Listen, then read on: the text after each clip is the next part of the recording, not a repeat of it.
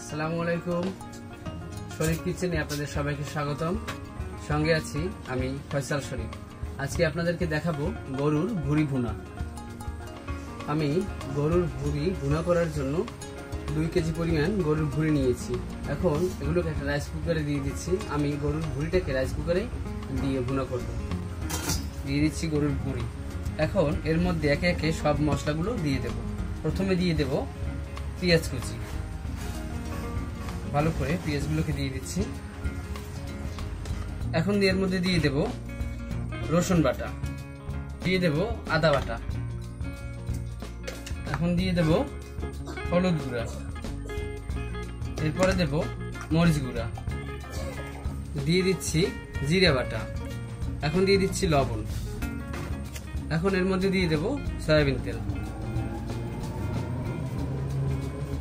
এখন এর মধ্যে দিয়ে দিচ্ছি ধনিয়ার গুঁড়া, দিয়ে দিচ্ছি লবঙ্গ, গোলমরিচ, 3টি তেজপাতা, এলাচ। এর ভিতরে সব মশলা এবং উপকরণ দেওয়া শেষ। এখন আমি একটা চেরার সাহায্যে খুব ভালো করে মাখিয়ে নেব। সুন্দর করে একদম মাখিয়ে নিতে হবে যাতে মশলাগুলো সব জায়গায় ভালো মতো লাগে। মাখিয়ে নেওয়া শেষ। এখন আমি এর মধ্যে পানি দিয়ে রাইস কুকারে বসিয়ে দেব। ভুঁড়ির মধ্যে দিয়ে দিচ্ছি পানি। ভুঁড়িতে মশলা দিয়ে যত পরিমাণে কষানো হবে তত খেতে মজা হবে। এজন্য আমি এখন রাইস কুকার দিয়ে বেশ কিছুক্ষণ কষিয়ে নেব। ভুঁড়ি, পায়া এই জাতীয় জিনিস যত বেশি জালে কষানো হয় তত বেশি খেতে মজা হয়।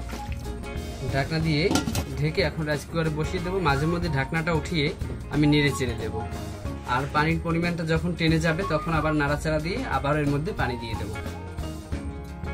রাইস কুকারে ভুঁড়িতে বলক চলে আসছে। এখন আমি ঢাকনাটা উঠিয়ে ভালো করে নেড়ে চেড়ে দেবো। এই পর্যায়ে এখন আমি ভুঁড়ির ভিতরে দিয়ে দিচ্ছি গরম মশলার গুঁড়া 1 চা চামচ পরিমাণ। গরম মশলার গুঁড়া দিয়ে ভালো করে নেড়ে চেড়ে দেব। গরম মশলার গুঁড়া দেওয়ার পর দারুণ একটা সুঘ্রাণ বেরোচ্ছে। আমি প্রায় 3 ঘন্টার মতো রাইস কুকারে জাল দিয়ে নিয়েছি। এখন আরও থাকবে, কারণ এগুলো যত জালের উপরে থাকে তত ভালো লাগে খেতে। রাইস কুকারে যখন সব ঝোল টেনে একদম ভোনা ভোনা হয়ে যাবে তখন আমি উঠিয়ে নেব।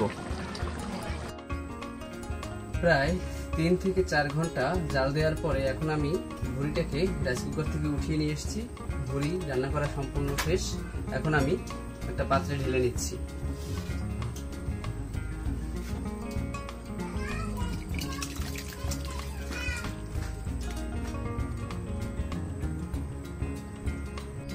গরুর ভুঁড়ি ভুনা সম্পূর্ণ প্রস্তুত।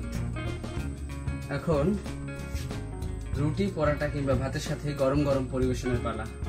এতক্ষণ সঙ্গে থাকার জন্য আপনাদের সকলকে ধন্যবাদ। দেখা হবে পরবর্তীতে নতুন কোনো রেসিপি নিয়ে। সে পর্যন্ত সবাই ভালো থাকবেন। আল্লাহ হাফেজ।